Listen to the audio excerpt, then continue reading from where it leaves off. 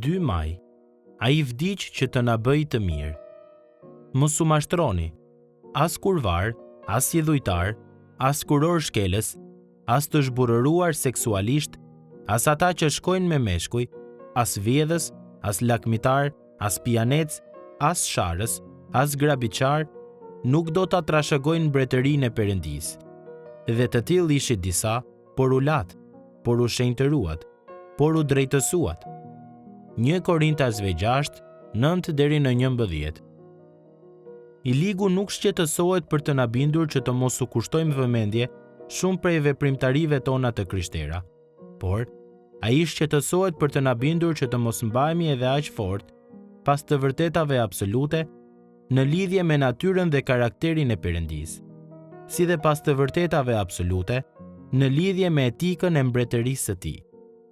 Duke ditur këtë, Pali i paralajmëroi besimtarët Korintas që të mos endeshin në fushën e minuar të sjelljes së paperëndishme. Mos u mashtroni, thot Pali.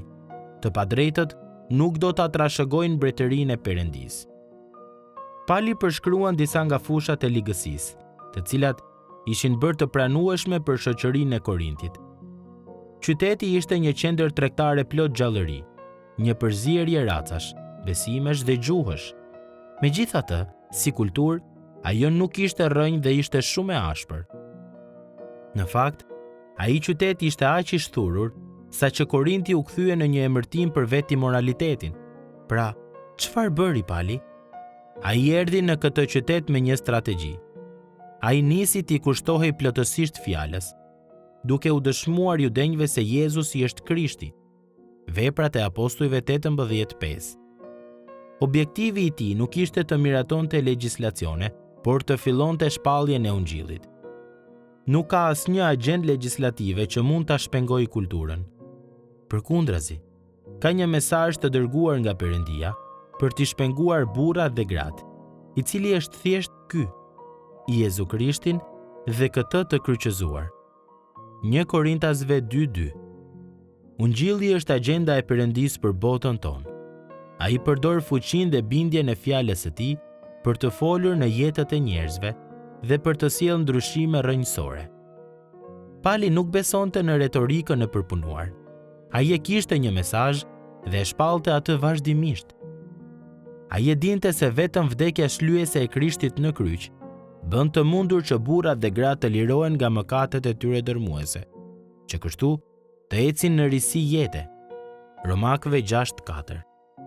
Është rrezikshme dhe panevojshme të mbetesh i lig. Mesazhi i Ungjillit tingëllon aq fort dhe me aq efektshmëri sot sa edhe në rrugët e Korintit.